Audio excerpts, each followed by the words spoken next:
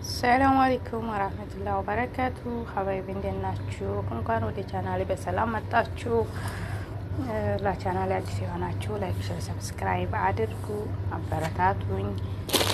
ስበሳችን እየተጋገዝን እንደገላለሁ። ዛሬ ደግሞ ይዤላችሁ የመጣሁት ኢንሻአላህ በላሊጥ አሰራር ነው። በላሊጥ ነው የዚህን የምታዩት አይነት በላሊጥ ቆንጆ ነው። ተናይልፋ ያኔ ስትሰሩት አይባላችሁም ቆንጆ ነው ማለት ነው። የዚህ አይነት ነው ወደዋለሁኝ። የሚያስፈልጉ ግብአቶች ብለን ለመስራት በላሊጥ፣ ሰመን አረቢ፣ ዛዕፈራን፣ ሄል፣ ስኳር ነው ማለት ነው። ያው ግን ሄልም እንደየሰዎቹ ዛዕፈራንም ግድ አይደለም፣ ከሌለ ካለ ግን አሪፍ ነው። ሰመን አረቢም ደግሞ ካላለ ነው፣ ከሌለም በዘይትም ሊሰራ ይችላል። ጥሩ አይደለም ብዙ ዘይት ወላ ደግሞ በዝብዳም ሊሰራ ይችላል ማለት ነው። ችግር የለም፣ በማንኛውም ይሰራል። ስለዚህ ወደ አሰራሪ እንሄዳለን። እኔም አሁን የማረገው ግማሹን ያህል በላሊጥ ነው የምሰራው የምፈልገው ማለት ነው። ከዛ በደረቁ ሰዓት ላይ ላሉትና መንትኔን ለማሰልኩ ያሳያችኋለሁ።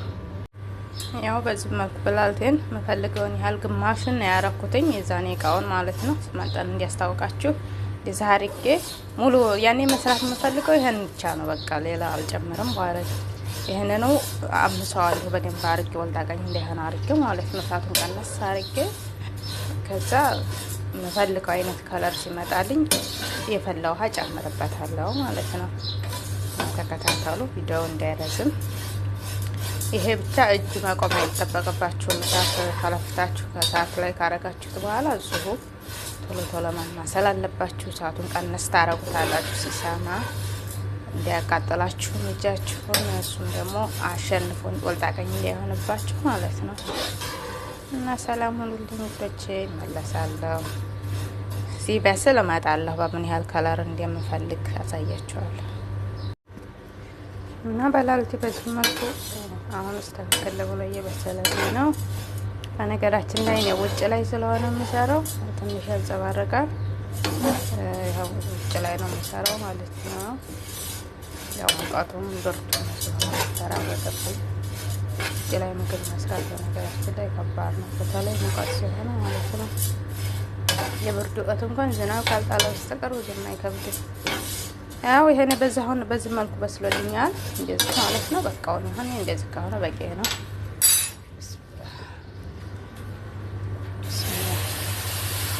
አሰርጋችሁ ትውግ ብሎ እንዳይፈስባችሁ ማለት ነው። ይሄ ተውስጥ አሁን ብሎ ስለቆየ በጣም እንትን ይላል።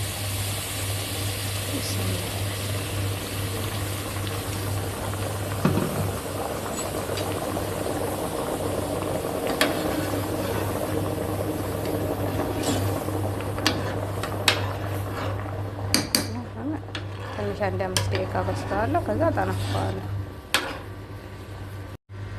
ያው ውዶች በዚህ መልኩ በስሎልኛል። እኔ አሁን በቂ ነው፣ አጠንፍቀዋለሁ ማለት ነው። አጠንፌ ተመልሰን እንገናኛለን።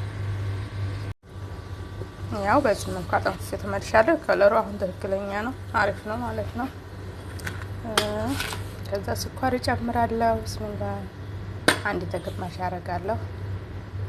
አንድ ስኒ ተግማሽ ማለት ነው፣ ቡና በምጠጡበት ስኒ።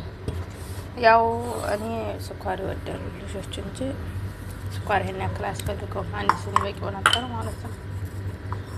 እና ትንሽ ዛዕፈራን አረጋለሁ።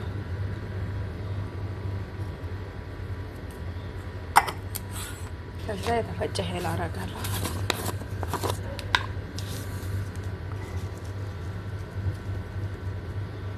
በትንሿ ማንካ የሚሆን የተፈጨ ሄል። ከዛ ሌላኛው ግብአት የሚያስፈልገኝ እንቁላል አለኝ፣ እንቁላል። ከዛ አሁን እዚህ ጋር መጥበሻዬ የልብጫው ነው ማለት ነው፣ ቅድም ያበሰልኩበት።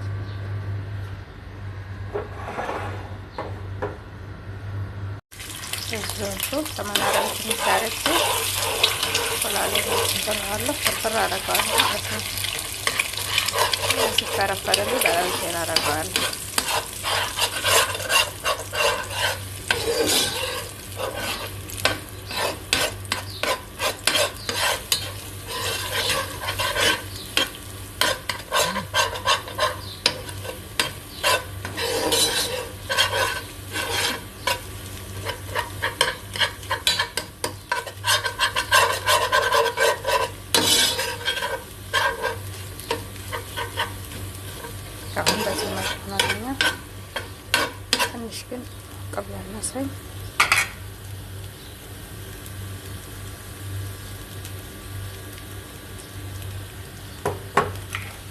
በላልችን ሳረግበት በደንብ ነው።